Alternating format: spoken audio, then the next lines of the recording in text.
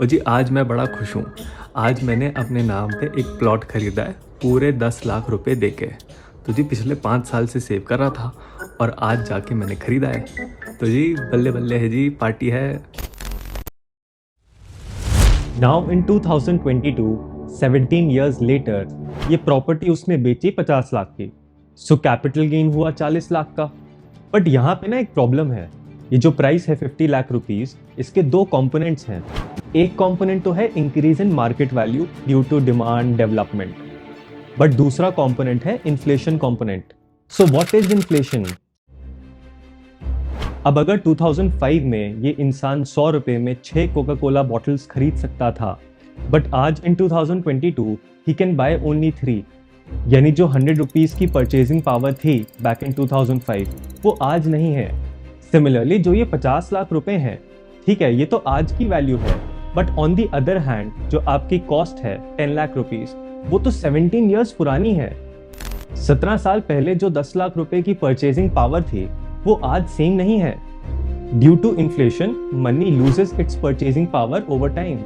So in order to calculate the real profit, it is important कि जो inflation component है उसे वहां से रिमूव किया जाए, सो दैट जो एक्चुअल गेन है due to increase in the market value वो निकाली जा सके। एंड इनकम टैक्स डिपार्टमेंट भी इस सिचुएशन को बहुत अच्छी तरीके से समझ रहा था, and they knew they had to come up with a solution to improve the situation. But how?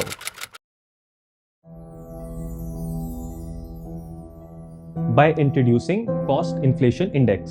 तो गवर्नमेंट ने क्या किया, उसने बेस ईयर लिया, यानी अगर ₹100 की वैल्यू 100 ही है, देन नेक्स्ट ईयर उसकी क्या वैल्यू होगी as per inflation rate of that year. मतलब next year ₹100 was equivalent to 105, and then उसके अगले साल ₹109 and so on.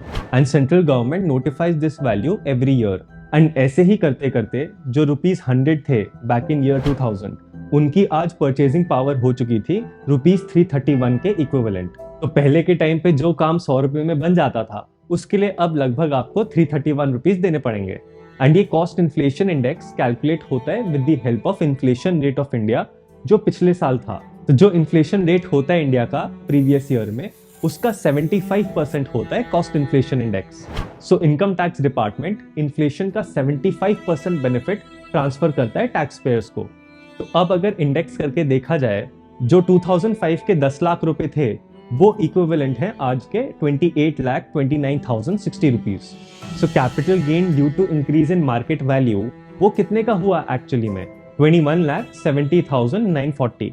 And hence with the help of cost inflation index, income tax department was able to remove that inflation component, so that जो actual gain है tax payer का, जो increase in market value है, जो उस बंदे ने actually में कमाया है, उसकी वैल्यू ट्रूली डिटरमिन हो सके।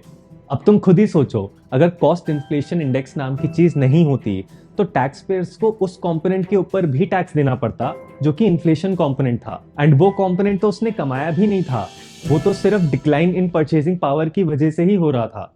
So that is why cost inflation index was introduced.